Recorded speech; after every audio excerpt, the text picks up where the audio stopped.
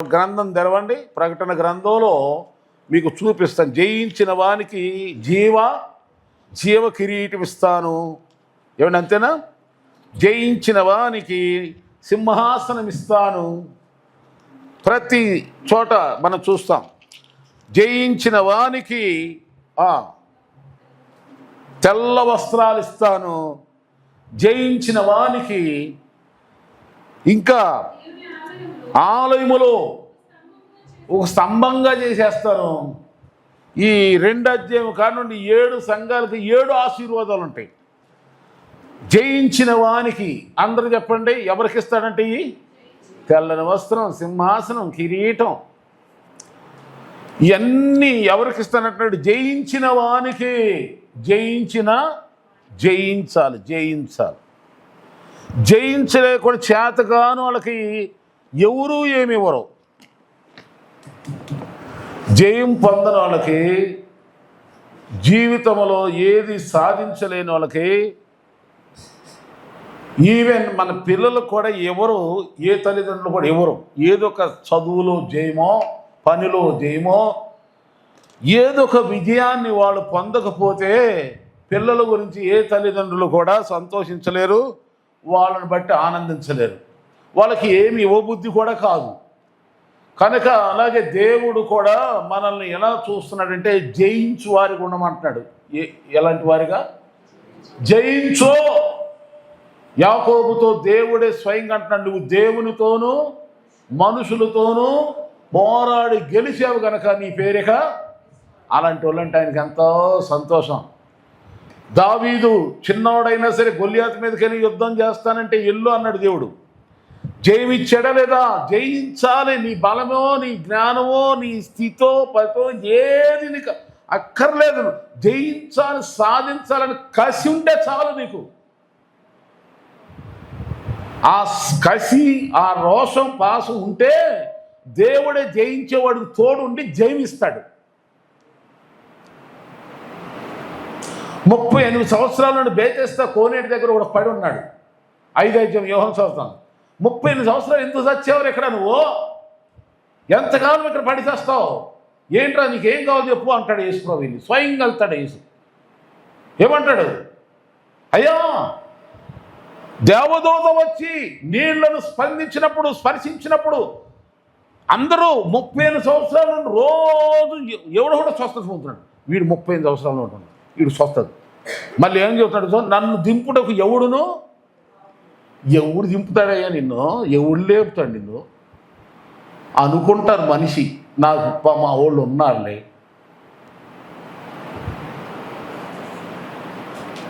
నాకు ఫలానా వాళ్ళు ఉన్నారులే, నాకు అది ఉందలే, లేకపోతే ఆస్తి ఉందలే, వెండి ఉంది, బంగారం ఉంది, మనుషులు ఉన్నారు, రాళ్ళు ఉన్నారు, వీళ్ళు. ఇవన్నీ చెత్త. ఎవరు కూడా నీకు హెల్ప్ చేయలేరు. ఆపదొస్తే ఎవరో నిన్ను రక్షించలేరు, ఎవరో నిన్ను ఆశ్రయించలేరు, ఎవరో నిన్ను హెచ్చించలేరు. ఇంకా ఒకటి నేను కోరుకుంటా, ఎవరు సాయం చేయకపోయినా మనకు పర్లేదు, కానీ కుళ్ళు పడకుండా ఉంటే చాలు. కుళ్ళు, అసూయ పడకుండా ఉంటే చాలు. బంధువులైనా స్నేహితులైనా ఎవరైనా ఒక వ్యక్తిని దేవుడు ఆశ్రయించేటప్పుడు అతని మీద కుళ్ళు పడకుండా, అసూయ పడకుండా, ద్వేషించకుండా ఉంటే చాలు. అదే చేసే మేలు. కానీ అలా చేయరే. ఎవరైనా సడన్గా మన మధ్యలో నుండి ఎవరినైనా దేవుడు ఉన్న వాటిని బాగా ఇచ్చించి ఆశ్రయించాడు అనుకో, ఆ వ్యక్తిని చూసి ఏం చేస్తారు? ఫోన్లే, నిన్నటి వరకు మనతో పాటు బాధలు పడుతున్నాడు, కష్టాలు పడుతున్నాడు, ఈ దీనస్థితిలో ఉన్నాడు, ఫోన్లే, మనకు లేకపోయినా మనోడికి వచ్చేసిందిలే, హల్లెలూయా స్తోత్రం అని చెప్పి దేవుని స్తుతిస్తారా? కుళ్ళు చూపులు చూస్తారు కదా, అసూయ చూపులు కదా. అయినా పర్లేదు. ఎంతమంది ఎన్ని చేసిన, ఇందాక చెప్పినట్టుగా యెరూషలేము పట్టణం మీదకి ఎన్ని దాడులు జరిగినా, ఎన్నిసార్లు పట్టబడ్డా, ఎంతమంది ఎన్ని ప్రయత్నాలు చేసినా దాని జోలికి ఎవడో వెళ్ళలేడు. దాని మీద విజయం పొందినాడు ఎవడో లేడు. అలాగే దేవుడు ఎన్నుకొని, దేవుడు ఏర్పాటు చేసుకున్న వారి మీద, నీ మీద ఎవరు జయం పొందలేరు. ఆమేన్. ఇది సాధ్యం. కనుక జయం పొందాలి. జయించేవాడికి సింహాసనం, జయించేవాడికి కిరీటం, జయించేవాడికి వస్త్రం, జయించేవాడిని ఆయన యొక్క దేవాలయంలో ఒక స్తంభం, ఒక బలమైన బలమైన స్ట్రాంగ్గా ఒక బలమైన వ్యక్తిగా చేస్తాడు దేవుడు. ఇలా మీరు ఆ 7 ఆశీర్వాదాలు ఉంటాయి. సరే, ఇందాక మనం చదువుకున్నాం కదా, ఒక మాట ఏమనుకున్నాం, నువ్వు దేవునితోనూ అనండి, కంటది పెట్టండి, దేవునితోనూ మనుషులతోనూ పోరాడి గెలిచేవు గనక, ఇక చెప్పండి, నీ పేరు అంటే జయించేవ గనక యాకోబా, నీ పేరు ఇశ్రాయేలే, తరతరాలు తరతరాలు తరతరాలు నీ పేరు ఉంటుంది అన్నాడు. ఇశ్రాయేల్ దేశాన్ని ఇప్పుడు ఉంచాడు దేవుడు, ఇంకా ఉంటానే ఉంటుంది. రాకడ వచ్చే వరకు మనుషులందరూ ప్రపంచం అంతా నాశనం అయ్యేదాకా కూడా ఆ పట్టణాన్ని చూడు ఎవడు రాలేడు. ఎందుకంటే ముగింపు అంతం యేసు ప్రభువు అక్కడికే వస్తాడు. ఆమె కనుక దాని జోలికి ఎవరు రాలేరు, అలాగే నీ జోలికి ఎవరు రాలేరు. అలా ఉంచుదాం. అయితే మనం ఏం చేద్దాం, జయము పొందేవారిగా జయించుదాము గాక. చూడండి, మనిషి జయించాల్సిన 3 విషయాలు మీకు చెప్తా. దేవుణ్ణి ఎలా జయించాలో తర్వాత చెప్తా. మనిషికి ఉండవలసినటువంటి విక్టరియస్ లైఫ్, ద లైఫ్ ఆఫ్ విక్టరియస్ అంటే జయం. ఓడిపోయాం, పతనమైపోయాం, పడిపోయాం, కుంగిపోయాం, చేతకాని పనికిమాల మాటలు దేవుడికి అసహ్యం. నా సంగతి పక్కన పెట్టండి. ఇక ఎవరైనా చూడండి, ఎప్పుడు ఎప్పుడు ఎప్పుడు చూసినా దరిద్రం మాట చండాల పొలాలా నీ మొఖాలు చూస్తాం దరిద్రం అనిపిస్తుంది ఎవరికైనా సరే. దేవుడు ఎప్పుడు కూడా విజయోత్సాహాన్ని చూస్తాడు, విజయం. ఆయన ఎవరు చెప్పండి, ఓడిపోయే దేవుడు కాదు మన యేసయ్య, మరణాన్ని జయించినవాడు. ఆమేన్. ప్రపంచంలో ఎంత కోట్ల పడగెప్పినోడని దేనికి భయపడతాడు? మరణానికి భయపడతాడు, సావుకే. కానీ యేసు మరణాన్నే ఓడించి పైకి వచ్చాడు. మరణాన్ని జయించిన వాడు ఎవరున్నారు ప్రపంచంలో? అంటే మన దేవుడు ఎవరు చెప్పండి? జయించువాడు. ఆమేన్. జయించినవాడు విజయ సింహాసనాసీనుడు. అబ్బా, ఆ దేవుని పిల్లలంగా మనం కూడా ఎలా ఉండాలి? జయించాల సాధించాల. దేవుని స్తోత్రం. ఆమేన్. హృదయంలో స్తోత్రాలు, హృదయపూర్వక రోషం లేకుండా ఉండబాకండి, పౌరుషం లేకుండా ఉండకూడదు. క్రైస్తవులు అంటే చచ్చడిపోయిన వాళ్ళు, పనికి మాలిన వాళ్ళు, చేతకని వాళ్ళు అనుకుంటారు తేలిక. అరే బాబోయ్, మొన్న ఎవడు అంటున్నాడు ఒకడు, క్రైస్తవుడు సరైనడు కదరా, కొత్త నిబంధన గ్రంథాన్ని కొంచెం పక్కన పెట్టి పాత నిబంధన పట్టుకున్నాడు అనుకో, వెళ్ళి భూమి మీద ఒక్కడు కూడా ఉండడు. అంత రోషం పాసం ఉంది. పాత నిబంధన ప్రకారం మనం లేము కనుక ఎవడేమన్నా ఊరుకున్నాం. ఆమేన్. అందులో నేను నెంబర్ 1. పాత నిబంధనకి దేవుడు అవకాశం ఇచ్చాడనుకో, నాకు భలే హుషారన్నమాట అది. కనుక అందరు చాలామంది అలాంటి వాళ్ళే. మనందరిని పీకలు ఇది కోపం అనేటువంటి అవన్నీ లాగేసి దేవుడు రోషాలు పాత నిబంధన ప్రకారం యుద్ధాలు చేయమకంటారు బాబు. కొత్త నిబంధన ప్రకారం నేను ఎలా చేశాను అలా చేయండి అని యేసయ్య నేర్పాడు కనుక ఇలా ఉంటున్నాము. కానీ పాత నిబంధన ఇల్లురా నాన్న సామెలు పెట్టరా అన్నాడంటే చాలు, మామూలుగా ఉండదు వాతావరణం. ఆమె నా కోపం కాస్త మా చెల్లి తెలుసు. ఆమె దేవుని స్తోత్రం.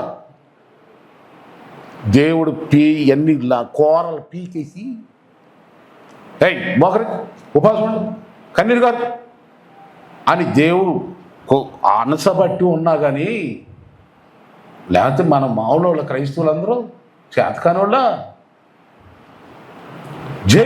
జయం కాదు. మన యుద్ధం ఏమి యుద్ధం చెప్పండి? మనం పోరాడున్నది శరీరాలతో కాదు, కానీ దురాత్మల, అపవిత్రాత్మ, చీకటి శక్తులు, వాయుమల దురాత్మల సమూహం ఏం చేస్తుందంటే ఆ మనుషుల్లో దూరుద్ది. నన్ను ఎవరైనా కష్టపెట్టాలనుకో, ఆళ్ళకాళ్ళుగా కాదు, ఆళ్ళలో ఎవరు బయలుదేరతారు చెప్పండి? యోధ ఇస్కరియోతు యేసును పట్టించాడు. ఒట్టిగా పట్టించాడా చెప్పండి? తనకు వచ్చిన బుద్ధి అది, తనకు రాలా. సైతానే అతనిలోకి వెళ్ళి యేసును పట్టించింది. అలాగే ఎవరైనా సరే మన మీదకి ఎవరైనా వ్యతిరేకతలు, ఏదైనా విరోధ భావాలు, అసూయలు, ద్వేషాలు ఎవరి ద్వారా బాధపడతాం అనుకోండి, తెలియని వాళ్ళు అయితే ఆళ్ళ మీద దాడి చేస్తారు పాత నిబంధన ప్రకారం. కొత్త నిబంధన ప్రకారం ఎట్లా దాడి చేయాలంటే ఆళ్ళను ప్రేరేపిస్తున్నటువంటి వాయుమండల దురాత్మలను చెప్పండి సైతాను సమూహాన్ని ఏం చేయాలి? మనము ప్రార్థనతో ఎదుర్కోవాలి, ప్రార్థనతో ఈ ఉపవాసాల్లో పెట్టాలి. నీకు విరోధంగా ఎవడైనా మాట్లాడుతున్నాడా, నీకు విరోధంగా ఎవడైనా తలస్తున్నాడా, మాట్లాడుతున్నా, దూషిస్తున్నారు, వ్యతిరేక ప్రవర్తిస్తున్నారా? ఇదివరకైతే పాత నిబంధన ప్రకారం అయితే కత్తో కర్ర పట్టుకుని మనకున్న శక్తియుక్తులు ఉపయోగించి సాగు కొడతాం. కానీ కొత్త నిబంధన అలా కాదు.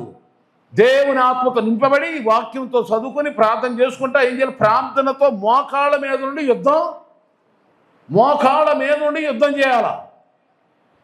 మేము సంజయ్ గాంధీ దగ్గర ఉన్నప్పుడు అక్కడ కిరాయికి ఉన్నప్పుడు ఒక ఇంటి వానరు స్వయంగా నాతో చెప్పిన మాట ఏంటంటే, భయంకరమైన పూజారి అతను, బాగా విగ్రహాలను బాగా చేస్తాడు. స్వయంగా నాతో చెప్పిన మాట, ఇల్లు ఖాళీ చేయమన్నాడు. ఎందుకండి అన్న? ఎందుకని? నీకు నెల రెంట్ ఇచ్చేస్తున్నా కదా. అతను పుడుకున్నాడు, వాసుదేవుడు నీకు ఇస్తున్నాం కదా, ఎందుకు ఖాళీ చేయమంటున్నావు? మా పూజలు మంత్రతంత్రాలు పని చేయట్లేదు. స్వయంగా ఇప్పుడు వాళ్ళ రక్షణ యేసుప్రభు తెలుసుకున్నారు. మీరు ఎప్పుడైనా పిలిపిస్తాను వినిపిస్తాను. మా పూజలు మా మంత్రాలు ఏమీ కూడా పని చేయట్లేదు, అవన్నీ స్పాయిల్ అయిపోతున్నాయి, ఖాళీ చేయమని.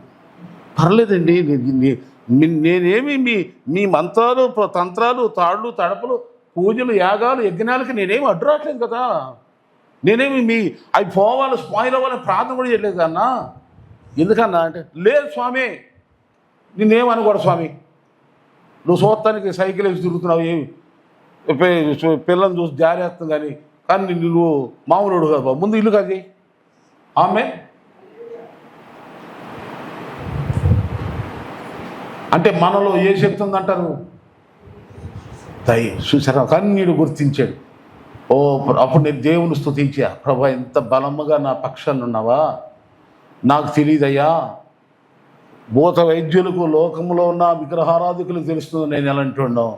ఎందుకంటే వాళ్ళ విధమైనటువంటి భక్తి చేసి చూసి నాకు చెబుతున్నారు, ప్రభా నా పక్షంగా నేను గ్రహించలేకపోతున్నానయ్యా, నన్ను క్షమించయ్యా అని నేను ఇంకా దేవుని కొనియాడి స్తుతించి ప్రార్థించి ఇంకా ఆ కనికర కృపలతో నేను కాపాడుకుంటూ ముందుకు సాగుతున్నాను. దేవుని స్తోత్రం, ఆమేన్ ఆమేన్, స్తోత్రం. జయించాలి. ఆ జయం పొందే విధానాల్లో కొన్ని నేను మీకు చూపిస్తా. మనకు మొట్టమొదటిగా ఒక జయం పొందే వ్యక్తికి ఏ విధంగా ఎలాంటి విజయాలు ఎక్కడెక్కడ ఉండాలో ఫస్ట్ అసలు ఎక్కడ జయం పొందాలో చెప్తా. మొట్టమొదటిగా చూడండి, సామెతల గ్రంథం 25:28 చూడండి, 25:28 వచ్చిన సామెతల గ్రంథం 25:28 చూడండి. ప్రాకారము లేక పాడైన పురము ఎంతో తన మనస్సును అణుచుకోలేని వాడును అంతే. అంటే ఇప్పుడు దేని మీద కంట్రోల్ రావాలి మనకంటే, దేన్ని జయించాలో మనం మొదటగా అంటే ముందు నిన్ను నీవు జయించుకోవాలి ఫస్ట్. ఆమేన్. ముందు ఎవరిని జయించాలి? ముందు మనల్ని మనమే జయించుకుని. ఇది ఎట్టండి, మనల్ని మనం ఎట్ట జయించుకుంటామండి? ఓసారి తెరవండి కొరింథీయులకు రాసిన పత్రిక, మొదటి కొరింథీయులకు రాసిన పత్రిక 9:26-27 చూడండి. మొదటి కొరింథీయులకు రాసిన పత్రిక 9:26-27. కాబట్టి నేను పరిగెత్తువాడిని కాను, గాలిని కొట్టినట్టుగా ఇతరులకు ప్రకటించిన తర్వాత నేనే భ్రష్టుడినైపోదునేమో అని నా శరీరం నలగొట్టి దాన్ని. పౌలు గారు ఈ మాట అంది, గొప్ప భక్తుడు, డైరెక్ట్గా దేవుని దర్శనం పొందినవాడు అంటున్నాడు ఈ మాట. దేవుడే ఈయన సౌలుగా ఉన్నప్పుడు దేవుడే తప్పుని కొట్టి, నేను యేసుని, నజరేయుడైన యేసుని అని దర్శించి రక్షణలకు నడిపించిన అలాంటి వ్యక్తి అంటున్నాడు, ఎక్కడ పాడైపోతానో, ఎక్కడ పతనమైపోతానో, నాకు నేనే చెడిపోతానేమో, నాకు నేనే భ్రష్టునైపోతాను, చెత్త అయిపోతానేమో, వేస్ట్ అయిపోతానేమో, త్రొక్కివేయబడతానేమో, కనుక నన్ను నేనే నాకు నా జీవితానికి నాశనకరమైనది ఏదైతే ఉందో దానిని చెత్తలతో ఇది పచ్చడితో తొక్కి అవతల పారేస్తున్నా అంటున్నాడు. ఆమె ఎలా కొన్ని మాటలు చూపిస్తా మీకు. సౌలు ఇక చూడండి, నా ఇంకా చూడండి, ఇక సౌలు రాజు గారు కదా, పాత నిబంధనలో మొదటి రాజు, ఇశ్రాయేలు రాజు. ఇతని పని ఏంటి చెప్పండి? రాజుగా ఉండి ఆ దేశంలో ఎవరైతే సైనికులు ఉంటారో, మంచి వాళ్ళు ఉంటారో, ఆ మంచి వాళ్ళని ఏం చేస్తారు? వాళ్ళకి మెమోంటలు ఇచ్చి రాబోయే కాలంలో వాళ్ళే రాజ్యాలు పరిపాలించేలాగా ఎంకరేజ్ చేస్తారు. ఉదాహరణ, ఎవరైనా సరే మన ఇండియా క్రికెట్ బయట చేసి వెళ్ళి ఆ దేశాన్ని గెలిచి వికెట్ మంచిగా ఆ విన్నర్ అయిపోయి వచ్చారనుకో, మన ప్రధాని ఏం చేస్తాడు? గౌరవిస్తాడా లేదా? అవునా? గౌరవించాలి. కానీ ఈ సౌలు రాజు దావీదు అన్ని యుద్ధాల్లో జయం పొందుతుంటే ఏం చేస్తున్నాడు? ఈయన అసూయపడుతున్నాడు. ఏం చేయాలి? వాస్తవంగా అయితే ఈయన సన్మానం చేయాలి. లెక్క అయితే దావీదుని ఇంకా అలాంటి వాళ్ళు ఇంకా రావాలి రాని దావీదుని చూపించి ఇంకా కొంతమంది సైన్యాన్ని రెడీ చేసి దేశాన్ని బలపరుచుకోవాలి, సైన్యాన్ని బలపరుచుకోవాలి. కానీ ఇతను ఏం చేస్తున్నాడు? అసూయపడి దావీదుని ఎలా చంపాలని ప్రాణం అంటే ఇతనిలో ఏ బుద్ధి వస్తుంది? తనకంటే ఇంక ఎవరు గొప్ప పేరు దేశంలో రాకూడదు అని అసూయ అనేది పెట్టుకున్నాడు. అసూయ. చూడండి, మనుషులు ఎవరి సంగతి నీకు ఎందుకయ్యా, ఎవరి సంగతి నీకు ఎందుకమ్మా? వాళ్ళ సంతోషంలో వాళ్ళు ఉంటారు, వాళ్ళకు వచ్చిన దాన్ని బట్టి వాళ్ళు ఉన్న స్థితిలో, ఎవరి స్థితిని బట్టి వాళ్ళు ఉంటారు. వాళ్ళని చూసి నువ్వు అసూయ పడితే నీ డెవలప్మెంట్ నువ్వే నాశనం చేసుకుంటావు. అందుకనే ఎవరిని చూసి కూడా మనం ఏం చేయకూడదు చెప్పండి? ఎట్టి పరిస్థితుల్లో కూడా అసూయ పడకూడదు. ఎట్టి పరిస్థితుల్లో. ఆ అసూయ ఏం చేస్తుందంటే కళ్ళుకి గుడ్డితనం కలిగించి ఎటు వెళ్తున్నాడో, ఏం చేస్తున్నాడో, ఏది చేయాలో, ఏది చేయకూడదో. ఆ సౌలు రాజు అయ్యుండి సరంబీల మీద పడుకోవలసిన వాడు దావీదుని చంపడానికి వెళ్ళి ఎక్కడ పడుకుంటున్నాడంటే గుహలో, అడవుల్లో. ఎందుకు వచ్చింది కర్మరా బాబు నీకు? బైబిల్ ఏం చెప్తుందంటే దావీదునంట దేవుడు సౌలు రాజు చేతికి మనుషుడు ఎంత అసూయపడ్డా, మనిషి ఎంత అసూయపడ్డా, ఓ మనిషి నువ్వు ఎవరి మీద అసూయపడ్డా దేవుడు అతను తోడై ఉంటేనే నీ కళ్ళే పోతే కానీ అతనికి ఏమి కాదు. ఆమేన్. ఎవరినైనా దేవుడు ఎన్నుకున్నాడా? దేవుడు ఎన్నుకుని చూడండి, దేవుడు ఒక వ్యక్తిని ఆశ్రయించేటప్పుడు ఎవరైనా అసూయ పడుతున్నారా? అసూయ పడినోడే సౌలు రాజే తన్ను తానే తనలో ఉన్న అసూయను చంపుకోలేక తన్ను తానే ఒక రాజు ఆత్మహత్య చేసి చచ్చాడు. సిగ్గుచేటు కాదు? ఎందుకండి? తనలో ఉన్న ఏం తీసుకోలేకపోయాడు? చెప్పండి. అసూయను తొలగించుకుంటే, అజ్ఞానాన్ని తొలగించుకుంటే, ఆ పనికిరాని తనను తొలగించుకుంటే ఎంత బాగుండేవాడు ఇశ్రాయేలు ప్రథమ రాజు. ఆయన సంతానం తర్వాత ఎవరో ఒకళ్ళని దేవుడు రాజుగా ఎన్నుకునేవాడు. కానీ తాను అట్లయిపోయాడు, తన సంతానం కూడా దిక్కుమాలను చేసి పడేశాడు. అసూయ ఎంత పని చేస్తుందండి. అందుకని ఎవరిని చూసినా ప్రేమించు. యేసు ప్రభువా, ఇదిగో వీళ్ళని మంచిగా ఉంచినందుకు. చూడండి, నా చుట్టూరు బిల్డింగ్లే, మా చుట్టూరు బిల్డింగ్, నేను చిన్న రేకులు కొంపలు ఉన్నా. నేను ఎప్పుడు చూసినా బయటికి వెళ్ళి ఆనందిస్తా. మందిరం మీదకి వెళ్ళి అన్ని బిల్డింగులు చూసి అన్ని చుట్టూ ఒకప్పుడు వివేకానంద నగర్, ఈ షాపూర్, ఈ ఏరియా అంతా ఎలాంటి రోడ్లు, ఎలాంటి అన్ని రేకులు కొంపలే, అంత మురికి కొంపలే. కానీ ఇప్పుడు అందరూ అందమైన సుందరమైన బిల్డింగ్స్ కట్టుకున్నారు. ఓ ప్రభా, ఈ ప్రాంతాన్ని ఎంతో ఆశ్రయిస్తున్నావు. అలాగే వీళ్ళందరినీ రక్షించని ప్రార్థన చేస్తాను. నాకు అందరు చుట్టూరు బిల్డింగ్లోనే నాకేంటి అని ఎప్పుడు అనుకోను. ఏమో దేవుడు తగిన కాలంలో, తగిన సమయంలో ఏమై తన చిత్తానుసారంగా ఆయన సమస్తం ఎరిగినాడు కనుక ఆయన చూసుకుంటాడే. అందరూ మంచిగా చాలామంది చెప్తారు, అందరూ బాగుండాలి. ఒట్టిదే అట్టిపడి మాటలయ్యి సచ్చినోళ్ళు పైకి అట్ట అంటారు కానీ వాళ్ళలో కొట్టుకు చేస్తారు. క్రియల పూర్వకంగా చూపించాలా? దేవుని స్తోత్రం. క్రియల పూర్వకంగా చూపించు. క్రియల పూర్వకంగా చూపించు. కనుక తర్వాత మనం చూస్తే చూడండి, యోధ ఇస్కరియోతు యేసు ప్రభుని ఎందుకు అప్పగించాడు అనుకున్నాం? డబ్బు కాసిపడి. ఆ డబ్బు ఆశ చంపుకున్నట్టయితే అతను నాకు 32 రోజులు నాకు యేసు ప్రభు కావాలంటే చూడండి, ఆశ, డబ్బు ఆశ. చూడండి, ఆటో ఎక్కి దిగిన తర్వాత ఏదన్నా 7 రూపాయలు 8 రూపాయలు అంటాడు ఆటోకి మినిమం ఛార్జ్. ఒకప్పుడు లేదు, ఇప్పుడు ఎంత ఉందో తెలియదు. 10 రూపాయలు ఇస్తుంది ఒక అమ్మాయి, లేకపోతే ఇద్దరు వస్తారు, 10 రూపాయలు ఇస్తారు. రూపాయి లేదండి అంటాడు, చిల్లర లేదంటాడు. ఆటోని గట్టిగా పట్టుకుంటాను, కదలనివ్వడు. నేను అట్లాంటి చాలా చూడదు, అలాంటివి చూసి కూడా అమ్మ ఎందుకు ఆటో అటు రూపాయి ఇవ్వట్లా, 2 రూపాయలు ఇట్లా, రూపాయి ఏమన్నా ఉచితంగా వస్తుందా? ఇవ్వనంటున్నాడు. ఓ బాబు, ఆయన వెళ్ళిపోయి మా 2 రూపాయలు నేను ఇస్తాను పో అని చాలామందిని ఇడిపించి ఆటో డ్రైవర్ని. దేవుని స్తోత్రం. పిచ్చి, డబ్బు పిచ్చి. పోనీ డబ్బు దేవుడిస్తాడు, నువ్వు వద్దన్నా నీ కాళ్ళకు పారేస్తాడు. దేవుని స్తోత్రం. బాబోయ్ నేను లెక్కించుకోలేకపోతున్నా బాబు అనేలాగా దేవునికి ఇస్తాడు. ఎప్పుడు ఇస్తాడంటే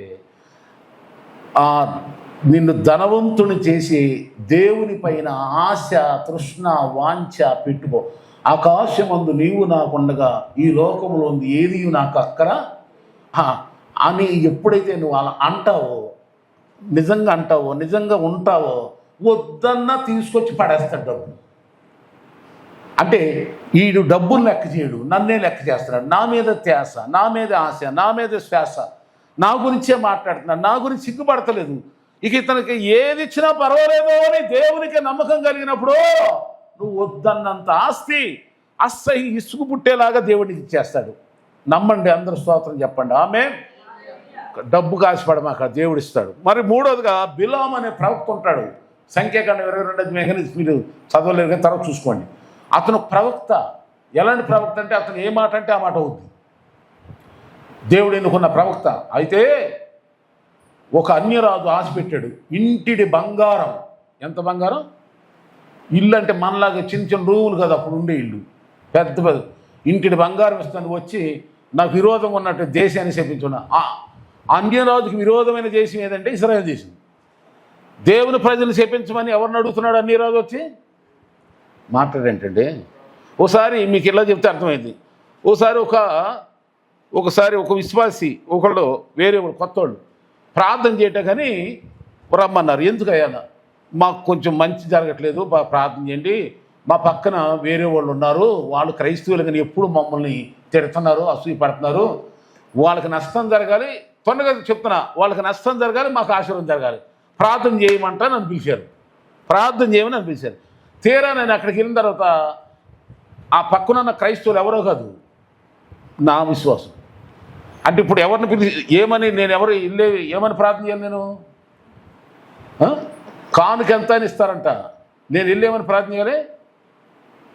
మన క్రైస్తవుల్ని నేను వెళ్ళి ఏం చేయాలంట, వాళ్ళకి నష్టం జరగాలని నేను ప్రార్థన చేయాలంటే.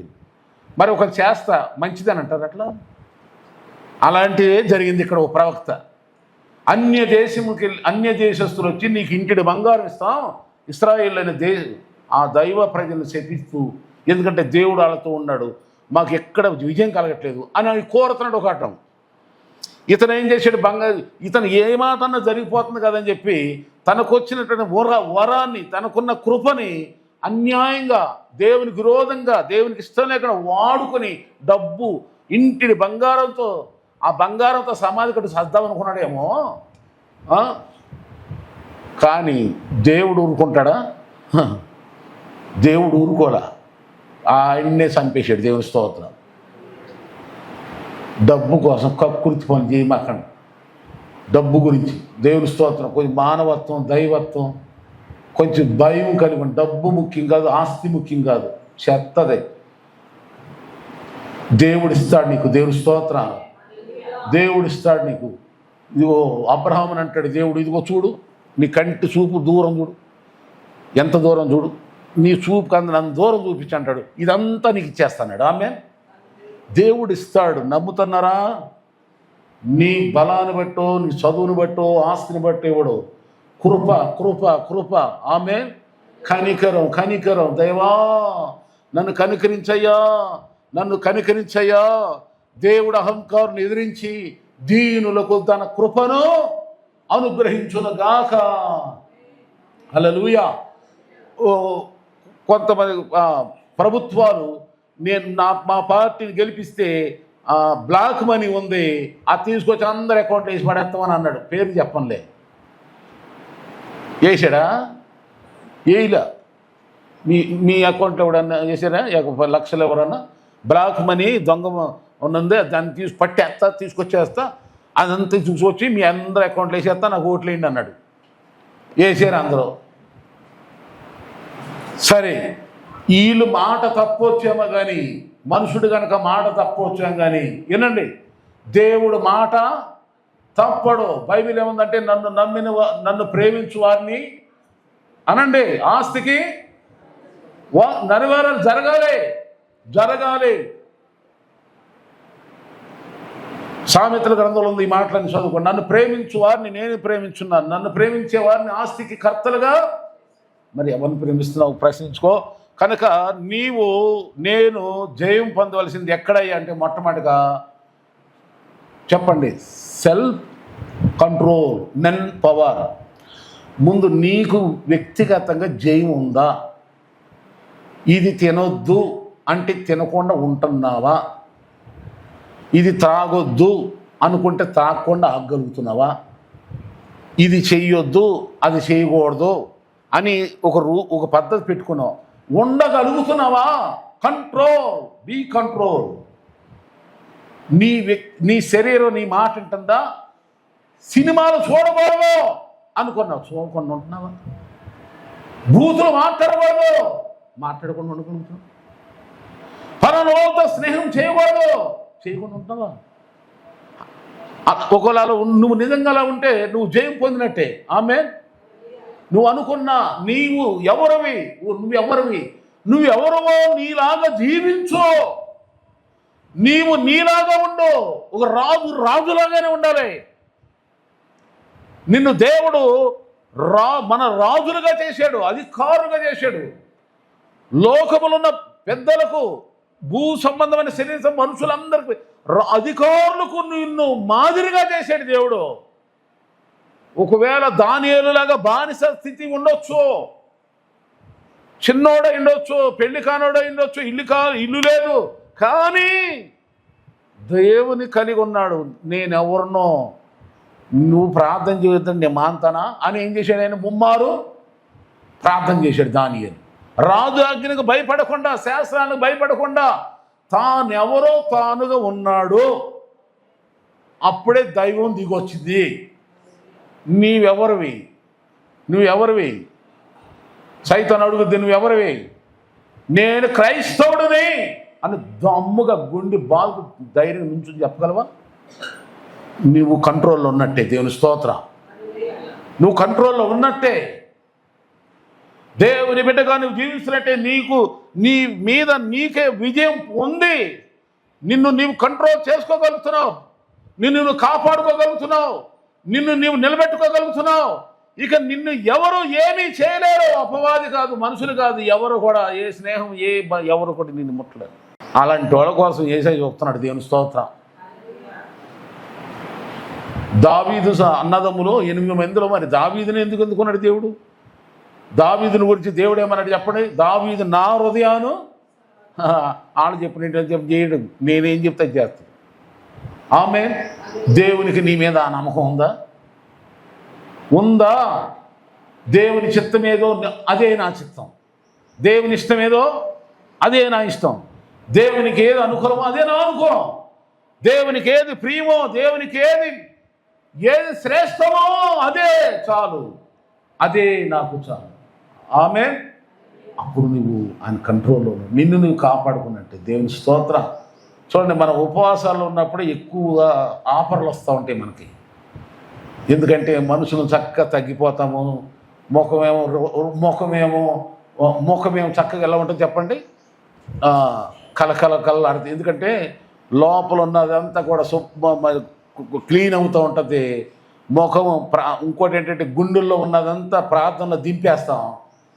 చింత, స్ట్రెస్, ఒత్తిడి అన్నీ పోయి ముఖం కలకల్లాడు. ఈ ముఖం ఈ విధంగా మనం ఫ్రెష్ అయిపోతుంటే లోకంలో మనకు అనేకమైన ఆఫర్లు వస్తాయి. మరి అప్పుడు ఆ ఆఫర్లు వచ్చినప్పుడు నువ్వు ఎలా ఉంటావు అనేది దేవునికి నువ్వు లెక్క చెప్పాలా? ఆమేన్ చెప్పండి, స్తోత్ర. నేను అవన్నీ చెప్పలేదు, చాలామంది జీవితాల్లో జరిగినటువంటి అనుభవాలు ఉన్నాయి, కానీ నేను యేసు ప్రభు ద్వారా నేర్చుకున్నది చెప్తున్నా. మనల్ని దేవుడు కాపాడునుగాక. ఆమేన్. దేవునికి ఏది ఇష్టమో, దేవుని చిత్తమేదో, దేవుని యొక్క మనసేదో ఎరిగి ఆయన చిత్తానుసారంగా మనం కాపాడుకోవటమే, మన శరీరాన్ని కాపాడుకోవటమే, మన నోరును, చెవులు, ఇంద్రియాలు సర్వము దేవుని మహిమార్థంగా కాపాడుకొని దేవుని దయకు కృపకు పాత్రలు అవ్వటమే నిన్ను నువ్వు జయం పొందినట్టు, నీ మీద నీకు జయం కలిగినట్టు. ఇక రెండవదిగా మనం ఎక్కడ జయం పొందాలంటే ఇంటిలో జయం పొందాలి. ఇంట ఇదేంటి ఇంట్లో పోరాటాలు ఏముంటాయి? ఓ తల్లిదండ్రులకు పుట్టుతాము, పిల్లలు ఉంటారు, ఇంట్లో జయం కావాలా? ఇంటిని జయించాలంటావా? అదే అంటారు మన వాళ్ళు, ఇంటిని జయించి ఏదంటారు, రథం జయించు. ఇంట్లో జయము లేదనుకో, బయట వాళ్ళకి ఎవరికి ఎలా చెప్తాను? అమ్మా ఇంటికి దీపం అనంటే, ఇంటికి దీపం ఎవరంట? ట్యూబ్ లైటా, ఫోకసా, లేకపోతే అదేది నైట్ లైట్ ఏంటి, బ్లడ్ ఏదో ఇంకా ఇంకా ఇంకా ఖరీదైన లైట్ పేరు చెప్పండి. ఇంటికి దీపం ఏంటి? ఏమ్మా మీ నోట ఉంటే ఆ మాట విన్నాను నేను అనండి. ఎల్ఈడి అది కొంచెం గట్టిగా చెప్పండి అందరూ అనండి. ఇంటికి దీపం, అది గట్టిగా. స్త్రీల ఐక్యత వర్ధిల్లును గాక. ఇంటికి దీపం ఇల్లాలి. ఎస్, 100% కరెక్ట్ అది. ఆమె రాత్రి వేళ ఆమె దీపము ఆరిపోదు. సామెత్ర గ్రంథంలో గృహ పరిపాలన అనేది ఎవరు చేయాలో తెలుసా? స్త్రీయే, డౌట్ లేదు. భర్తను నమ్మకంగా ఉండాలి. ఎలా ఉండాలి? 30 అధ్యాయం సామెతల గ్రంథం 30-31 అధ్యాయాలు చదువుకోండి అమ్మలారా. నేను చెప్తే మీ కోపం వస్తుంది, అక్కడ చదువుకోండి మీరు. ఎందుకంటే స్త్రీలను గౌరవించుట మన దేశ మర్యాదన. అంతేనా? నేను చెప్పింది కరెక్టేనా? బస్సులో రాత్రి స్త్రీలను గౌరవించుట చెప్పండి. అందుకని ఉచిత బస్సు మీకు ఫ్రీ. మీ పేరు చెప్తేనే గ్యాస్ ఇస్తాడంట, మీ పేరు చెప్తేనే అన్ని పనులు అవుతున్నాయమ్మా. వందనాలు, స్తోత్రం. దేవుడు మిమ్మల్ని ఈ రోజున ఈ ప్రభుత్వాలు హెచ్చించడం కాదు, అసలు సృష్టికర్త అనే దేవుడే ఆయన ఈ లోకానికి రావటానికి మిమ్మల్నే ఎంచుకున్నాడు. దేవుని స్తోత్రం. అప్పుడే వచ్చేసింది స్త్రీ గౌరవం. ఆమేన్. లేదా అంతకుముందు జీవితాలు స్త్రీల జీవితం మామూలుగా ఉండదు. ఆ చరిత్ర చదివితే అమ్మో బాబోయ్ అనిపిస్తుంది. ఇప్పుడు ఉల్టా అయింది, ఉల్టా. ఇక అన్ని తర్వాత మీకు తెలుసులే, నాకంటే ఎక్కువ మీకు తెలుసు. అయితే ఇక్కడ ఏంటంటే ఇంటిలో ఏం కలగలమ్మా? జయము. ఒక ఆయన చెప్తున్నాడు, ఇంటిలో మగ తండ్రి తండ్రి తప్పు చేస్తే ఎవరన్నా ఆడపిల్ల కొడుకో ఎవరన్నా ఒకళ్ళ మీద ఎఫెక్ట్ పడుతుందంట. కానీ ఇంటిలో దీపమైన ఇల్లాలు కానీ సరైన విధంగా విజయోత్సవమైన జీవితం ఆమెకి లేదనుకో, కుటుంబమే నాశనం అయిపోద్ది అన్నమాట. అందుకని చాలా చోట్ల మనం గమనిస్తూ ఉంటాం, భర్త అమాయకులైన, బలహీనులైన, జీతం లేకపోయినా, ఈ లేకపోయినా ఏమి లేకపోయినా స్త్రీ పిల్లలు పట్టుకొని గట్టిగా కూర్చుంటుంది. ఆ పిల్లలు పెద్దోళ్ళు అయిపోతారు, కోటీశ్వర్లు అయిపోతారు. అలా ఎన్నో కుటుంబాలు. స్త్రీ కానీ వదిలేసిందో ఆ ఇంటి మీద, పిల్లల మీద, భర్త మీద తన ఆశను విమర్శించిందా, వదిలేసుకుందా, ఆశ నిరాశ అయిందో, ఇక ఆ కుటుంబం, ఆ పిల్లల పరిస్థితి వర్ణించలేని పరిస్థితి. అందుకే స్త్రీ ఎక్కడ విజయం పొందాలి చెప్పండి? స్త్రీ అయినా మగోడైనా ఎక్కడ విజయం పొందాలి? భర్త అనాలి, నా భార్య నిజంగా, మొన్నెవరో మల్లారెడ్డి గారు అంటున్నాడు, నా భార్య నిజంగా, ఎంపీ మల్లారెడ్డి ఇప్పుడు ఎమ్మెల్యే ఆయన, నా భార్య దేవత, ఈమెను బట్టి నేను ఇలా ఉన్నా, పాలమ్మే, పూలమ్మే, ఈ రోజున ఇంజనీరింగ్ కాలేజీలు, హాస్పిటల్స్ ఎన్ని కూడా నీకు కలిగి ఉన్నానంటే నా భార్య అని ఇక ఆమె ఎంతో పొగిడేస్తున్నాడు. అలా పొగిడించబడాలి భర్త చేత భార్యలు. ఆమె ఆల్రెడీ మీలో కూడా ఉన్నారు, కొంత పొగుడతారు, మైకి చేస్తే టైం చాలదు, కానీ ఏమో పొగిడేసే వాళ్ళు ఉన్నారు, రైటే. హల్లెలూయా. అలాగే అమ్మ, మీరు కూడా ఏం చేయాలి? భర్తలను చూసినప్పుడు, అయ్యా మీ భార్యలు మిమ్మల్ని ఏమన్నారు చెప్పండి? నాకు ఇలాంటి భర్త దొరకటం నా జీవితానికి అదృష్టమా దురదృష్టమా అనాలా?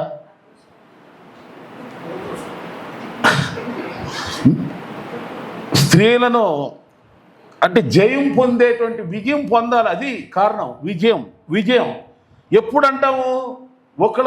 ఒకరికి మనకు సంతోషంగా ఉన్నప్పుడు, ఇదిగో నా భార్య లేకపోతే నేను బ్రతకలేను, నా భార్యను బట్టే దేవుడు నన్ను ఇలా ఆశ్రయించాడు, నా వ్యాపారం, నా ఉద్యోగం, నా పిల్లలు, నేను ఈ స్థితిలో ఉన్నాము అంటే నా భార్య అంటాడు భర్త.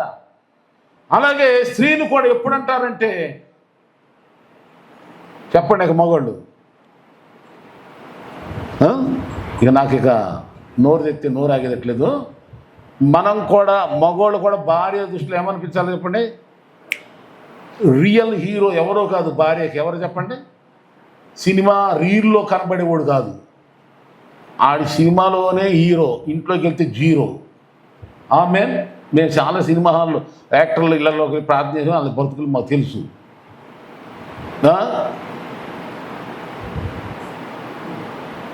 రియల్ హీరో మళ్ళా చెబుతున్నా, నా భర్త అని భార్య అనాలి, అనేలాగా దమ్ముగా బతకాలి. ఒక మాట చెప్తా, కుటుంబాన్ని దిద్దుకొని భార్యని పిల్లలను లోపరుచుకునే శక్తి లేనోడు బైబిల్లో ఏమనుందంటే ఆడంగితనం అన్నది. ఏమనుంది? ఆడంగితనం. కూర్చొని బయట కొద్దివాళ్ళని చూసి అంటారన్నమాట కదా. అయితే సరే, ఈ ఆళ్ళకన్నా పరలోకంలో ఉంటుంది, పరలోక రాజ్యం ఉంటుందేమో, కానీ ఈ ఆడింగితనంతో, చేతకానితనంతో ఉండేటువంటి మగవాళ్ళకమ్మా బైబిల్లో నుండే చెబుతున్నా, ఇలాంటి చేతకాని ఆడింగితనం గల వాళ్ళకి పరలోకం కూడా ఉండదంట. పరలోకం ఈ దాన్ని బట్టి భయపడను.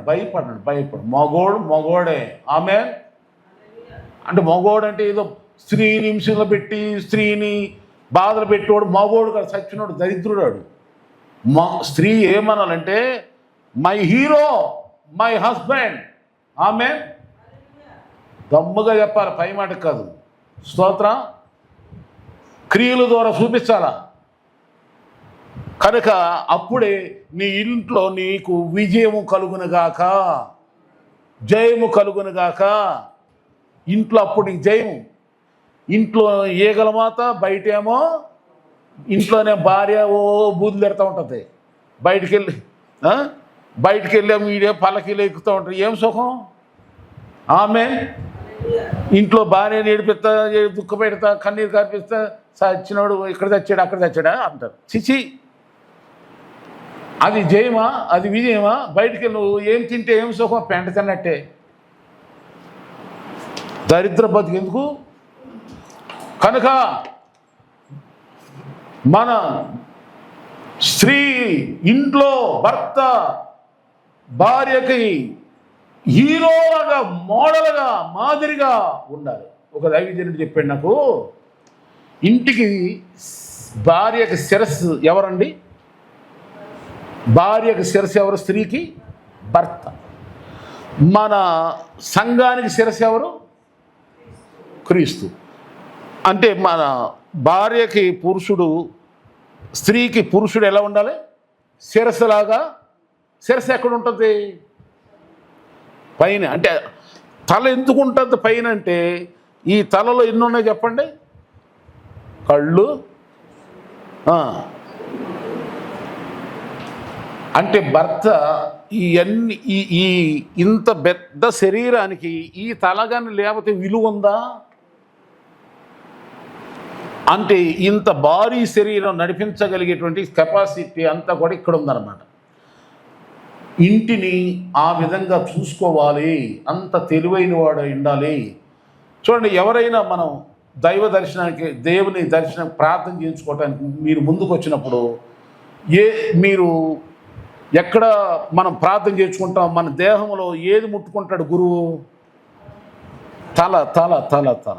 ఇప్పుడు మీ ఇల్లు ఆశ్రయించబడాలంటే ఇంటికి శిరస్సు ఎవరు? పురుషుడే. పురుషుడి శిరసేమో మూలన పెట్టేసుకుని ఊహించుకోండి. శిరస్సు లేకుండా వచ్చారు ప్రార్థన చేయించుకోవటానికి. ప్రార్థన చేయించుకుంటే శిరస్సు లేదు.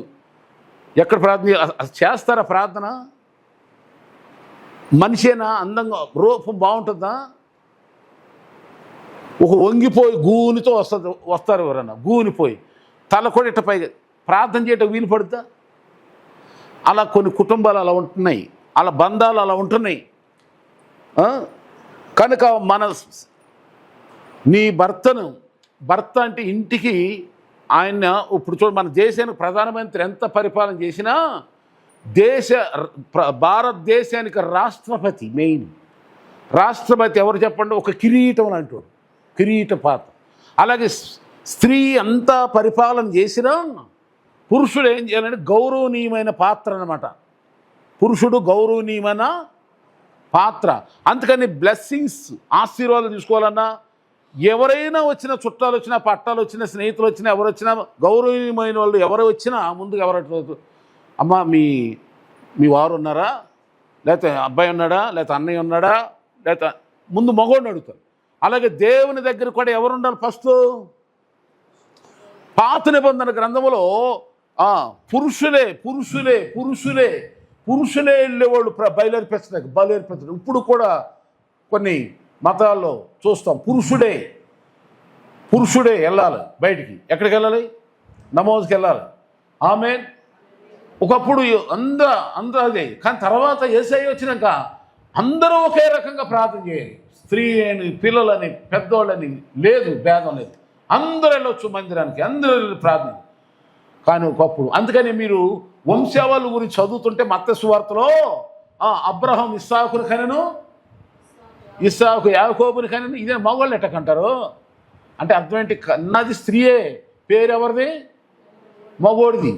అందుకని గౌరవనీయమైన దేవుని ఆశీర్వాదాలు, దేవుని ఎదుటి గౌరవంగా పొందడానికి మగవాళ్ళు వచ్చి దేవుని దగ్గర మోకరిల్లి, అయ్యా నా కుటుంబాన్ని ఆశ్రయించు, నేను నా కుటుంబానికి ఒక నాయకుడిగా ఉండేలాగా నన్ను ఒక నాయకుడిగా హెచ్చించు, దీవించు, బలపరచు అని దేవుని సన్నిధిలో ప్రార్థన చేయాలి, నోరు తెరవాలి.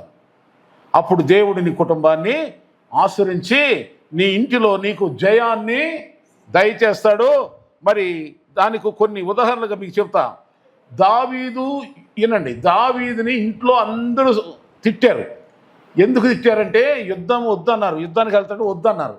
ఏనండి, కొన్ని సందర్భాల్లో పిల్లలు పెద్దలు అందరేనండి కొన్ని మంచి విషయాల్లో అర్థం కాక కొంతమంది మన ఇంట్లోనే కొందరు ద్వేషిస్తారు, మనం వద్దంటారు.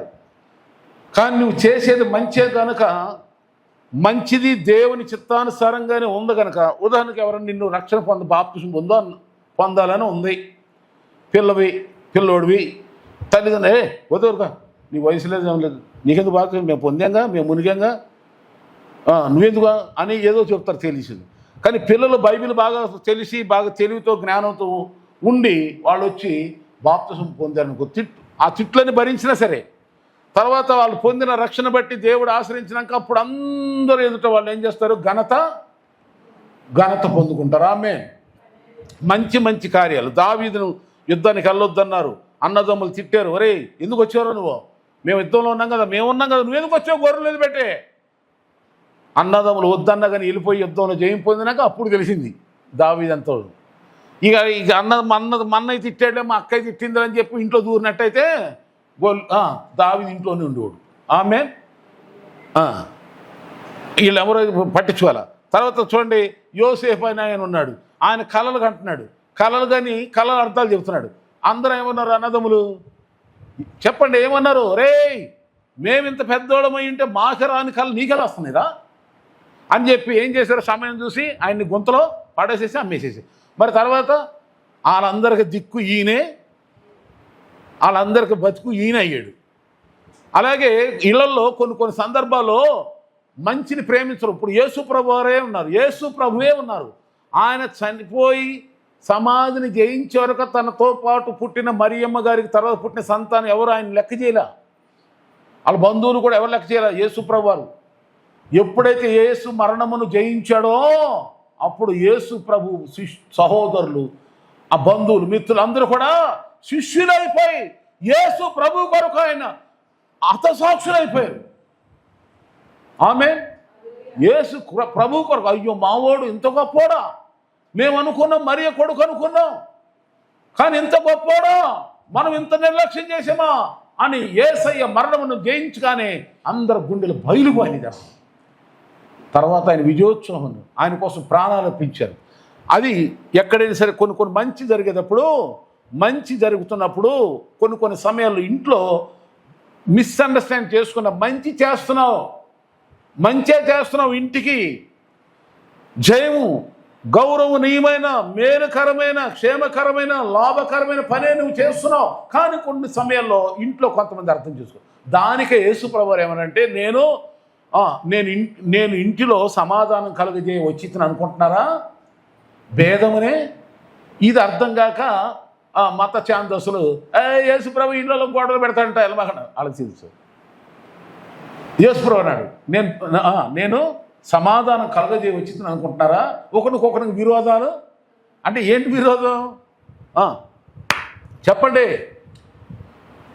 ఒకళ్ళు ఏమి వెళ్దాం చర్చికి అంటారు, ఇంకోళ్ళు ఏమంటారు కోడిని కోసుకుందాం అంటాడు. ఒకడు ప్రార్థనకి వెళ్దాం అంటాడు, ఒకడు దేవుని మీద మనసు ఉన్నవాళ్ళు దేవుని భేదాలు మనసు. కానీ ఏదైతే దేవుని చిత్తం జరిగిస్తారో ఆ ఇంట్లో ఎవరైనా ఆ ఇంటిలో దేవుని చిత్తం ఎరిగి ఎవరైతే నడుస్తారో వాళ్ళు ఎంత దేశించబడ్డా, దూషించబడ్డా, త్రొక్కువేయబడ్డా దేవుడు వాళ్ళనే పైకి లాగేస్తాడు. దేవుని స్తోత్రం. అది గుర్తుపెట్టుకోండి ఇంట్లో. ఇక మూడో పాయింట్ ఏంటంటే, మనం జయించవలసిన మొదటగా ఎవరిని జయించాలండి? నీ శరీరాన్ని జయించుకో. 2, నీ ఇంట్లో జయాన్ని చూడు, జయం పొందాలా. నీ తోటి అన్నదమ్ములు అక్క చెల్లుదు తక్కువ అంచనా వేయకూడదు. నేను ఆమె ఒకవేళ తెలియక వేసిన తర్వాత అరే బాబోయ్ అనుకోవాలి. మనం ఇప్పటివరకు పిచ్చోడు అనుకున్న అమాయకుడు ఇంత తెలివైన రా బాబోయ్ ఆశ్చర్యపడే విధంగా ఎదగాలి నువ్వు. జయం అంతే కదా, పనికి మళ్ళీ చేతకంతనం ఉండకూడదు. కానీ మూడో విషయం ఏంటంటే, లోకమును జయించాలి మనందరం కూడా. లోకం అంటే మట్టి కాదు. లోకం అంటే ఏంటి చెప్పండి? అంటే మనుషుల్నే జయించాలి. మనుషుల్నే లోకం అన్న సమస్త ఉద్యోగం చోట, వ్యాపారం చేసే చోట, రోడ్లు అమ్మటి, ఇంకా మనం ఎక్కడికి వెళ్ళిన సమస్త జనుల మధ్యలో మనం ఏ విధంగా ఉండాలంటే జయాన్ని పొందాలి. అందరి ఎదుట దయ పొందుకోవాలి. యేసు ప్రభువారు కూడా ఈ లోకానికి వచ్చి మనుషుల దయందును దేవుని దయందును ఆయన ఏం చేశాడు? వర్ధిల్లాడు. మనుషులందరి ఎదుట మంచి సాక్ష్యం, మంచి పేరు ఉందనుకో. ఎవరైనా నీకు వందనాలు చెప్పి కూర్చోరమ్మ రాయ్య అంటారు. దేవునికి స్తోత్ర. కనుక సమాజములో నీకంటూ ఒక మంచి పేరు, ఒక గౌరవం, ఘనత, మనుషులు ఎదుట నీవు మనుషుల్ని జయించాలి. మనుషుల్ని జయించడం ఎలాగంటే, మనుషులను జ్ఞానముతోనే జయించాలి. మనుషులను దేవుని సన్నిధితో, భక్తితో, ప్రార్థనతో జయించాల. వీళ్ళు నిజంగా దేవుని క్రీస్తువారు, వీళ్ళు దేవుని బిడ్డలు, వీళ్ళు పలానా వాళ్ళు పలానా ఉంటారని ఎవరి నీతిని వాళ్ళు అనుసరిస్తున్నాడో ఆ నీతిని బట్టి మనకు పేరు వచ్చేస్తుంది. వాళ్ళల్లోకి మనం వెళ్ళక్కర్లా, వాళ్ళల్లోకి మనము వెళ్ళనక్కర్లా. మనం నమ్మిన సిద్ధాంతాన్ని మనం గట్టిగా నమ్మి పట్టుకున్న మనకు అప్పుడు ఇతరుల ద్వారా కూడా మనకేమొస్తుంది చెప్పండి? గౌరవం వస్తుంది. అరే నమ్మకం అంటే ఇలా ఉండాలి రా, భక్తి అంటే ఇలా ఉండాలి, ప్రార్థన అంటే ఇలా ఉండాలి, మనిషి అంటే ఇలా ఉండాలి, వాళ్ళు చూడు బైబిల్ తప్ప దేని నమ్మరు అన్నట్టు ఉందనుకో, ఇతరుల దగ్గర సమస్త జనులు ఎదుట గౌరవం వస్తుంది. అలా కాకుండా రకానికి ఒక యాస నాటకాలు ఇస్తే ఎందుకు ఉపయోగం పాడిపోతుంది. లోకంలో ఏం మనుషులు విలువ ఉంటుంది మనుషుల మధ్యలో? ఊహించండి, ఆలోచించండి. యేసు ప్రభువు దేవుడు అంటున్నాడు యాకోబుతో, నువ్వు మనుషులతోనూ దేవునితోనూ పోరాడి గెలవాలి. మనుషులతో గెలవాలంటే ముందు నిన్ను నువ్వు గెలుచుకోవాలి, లేదా ఇంట్లో నీకు గెలుపు ఉండాలి. మూడవదిగా సకల ప్రజల ఎదుట కూడా నీకు మంచి సాక్ష్యం ఉండాలి. ఆయన్ని వివరించడానికి చాలా సమయం పడుతుంది కనుక మంచి సాక్ష్యం ఉండాలి. ఆమేన్. మంచి నీ పేరు చెప్తే ప్రతి ఒక్కరు కూడా సంతోషించాలి, గౌరవించాలి. నీ పేరును బట్టి నిన్ను దేవుని స్తుతించాలి, నీవు నమ్మిన దేవుణ్ణి ఆరాధించాలి, నిన్ను గౌరవించాలి. పరీక్షించుకోండి, పరిశీలించుకోండి. అలాంటి వారికి దేవుడు ఏం చేస్తాడు? ముందుగా చెప్పినట్టుగా కిరీటాన్ని ఇస్తాడు, సింహాసనం ఇస్తాడు. జయం జయం జయం పొందు. ప్రార్థన ప్రార్థన ప్రార్థన చేసుకుందాం. జయాన్ని పొందేలాగా, జయం జయం పొందేలాగా ప్రభువు నీకు సహాయం చేయను గాక. జయం పొందాలన్న ఆశ, తృష్ణ, వాంఛ నీకు ఉంటే ఖచ్చితంగా దేవుడు నీకు జయాన్ని ఇస్తాడు. దేవుడు తన కృప అనుగ్రహం ప్రతి ఒక్కరికి దయచేయను గాక.